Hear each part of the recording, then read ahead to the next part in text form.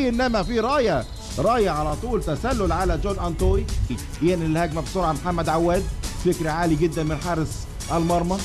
ادي كوره على طول جون انطوي يحط ابراهيم حسن، انما السنده تفرق، ابراهيم حسن منتهى الخطوره، انما خدها بايده ومعاه كارت اصفر بالتاكيد على طول جون انطوي. ادي الضربه الحره كالمعتاد، جilberto بيلف واحده رائعه جilberto، اوعى يلمس عبد الحميد سامي، لو لمس كان ممكن يعني يباغت كده حارس مرمى محمد عواد. التماس،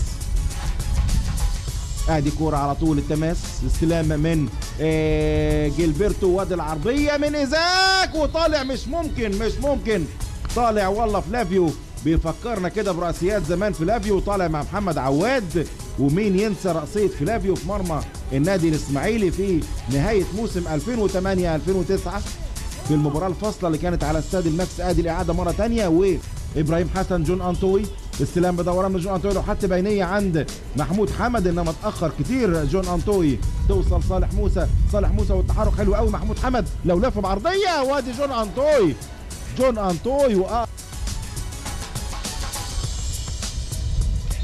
بسم الله الرحمن الرحيم. مرة أخرى على نفس عمر، استلم كويس عمر ويغير اتجاهه، وادي الأمامية في مساحة حلوة قوي، كريم مسعد، كريم هيستلم براحته، ارفع بقى يا راجل، اتأخر كتير مش ممكن.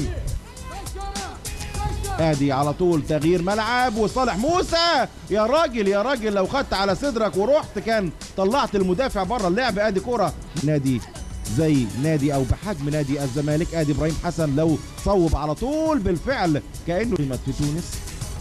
وادي دجله استطاع انه يفوز امس على جوليبه المالي 2-0، فوز الوحيد للانديه المصريه، نتمنى ان شاء الله يكون الفوز الثاني النهارده من نصيب النادي الاسماعيلي. وادي كوره بغرابه عبد الله كده يعني بيحط واحده وتصطدم بابراهيم حسن.